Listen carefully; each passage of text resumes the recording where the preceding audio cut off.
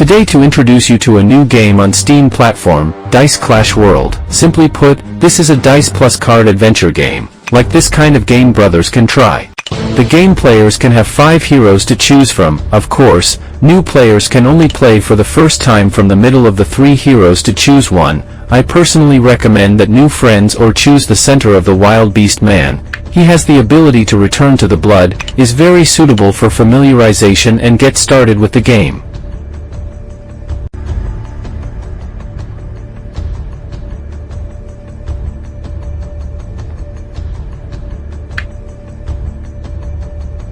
After entering the game, the operation is actually very simple. Control the hero in the map board grid by grid exploration. In addition to obtaining props on the board and the implementation of the events on the board, one of the most important work is to fight with the corresponding monsters on the board, which is also the main content of the game.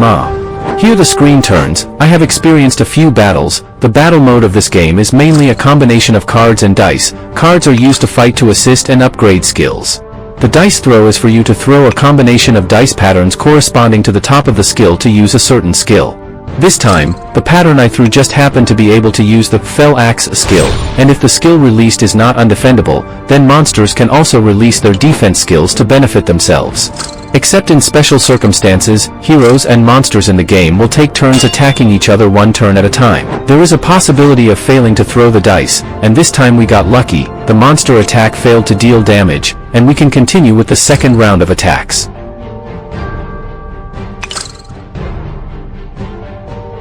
This time, the Orc Charge skill is activated, which is an undefendable attack that can skip the monster's defense and directly attack it, but unfortunately, this skill only deals 6 points of damage, and instead of destroying the monster, it has to take a round of attacks from it.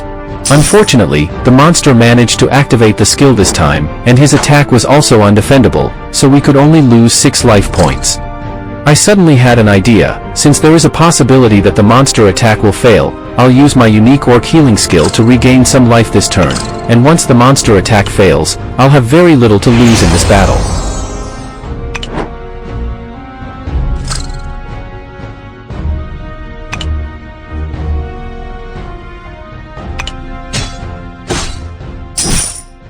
My god, reality is nothing like what I envisioned. This round amounted to a waste of time. It's better to destroy this monster steadily.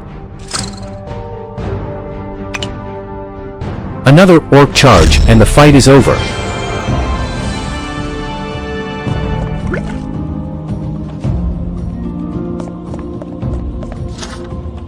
Let's see what the next monster looks like.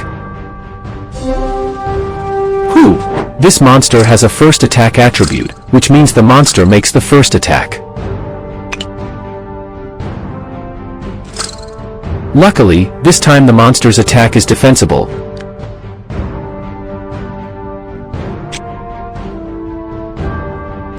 And we can finally use the Orc's defense skill, which incidentally features that you can regain twice the number of life from the number of hearts thrown before being attacked by the enemy. Here I used the defense phase reroll deck and threw 2 hearts, regaining 4 points of life to start with, and the monster actually only dealt 3 points to me with this attack damage.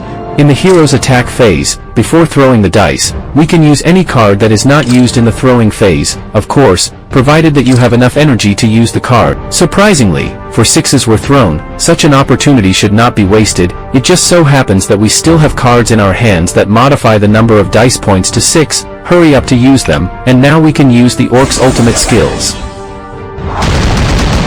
Cool! The ultimate skill, Earth Shatter, kills with a single blow. Collect the 3 crystals on the map to activate the path to the chapter's final boss. Look at the icon on the map mountain. You'll be facing an epic monster next, so be careful with it.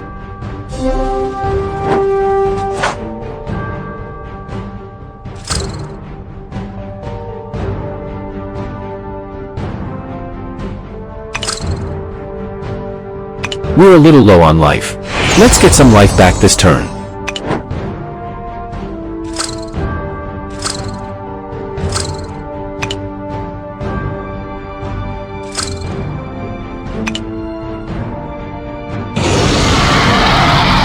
I can't believe the defense skill didn't return a single point of life. This round was a loss. Most of the buffs in the game can be transferred to each other, and this time we use a transfer card to transfer our negative buffs to the enemy. Looking at the dice face for this turn, the Axe Bash skill is still the most appropriate, and in the game, we should still consider the difficulty of the throw to choose the right skill.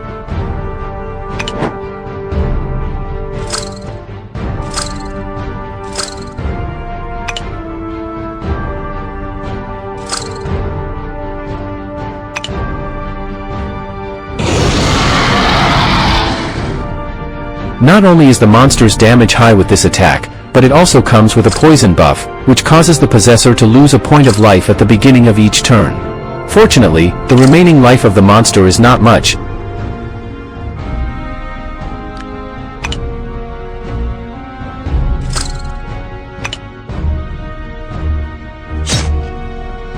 This battle victory has a thrilling, "Today is here first, see you next time."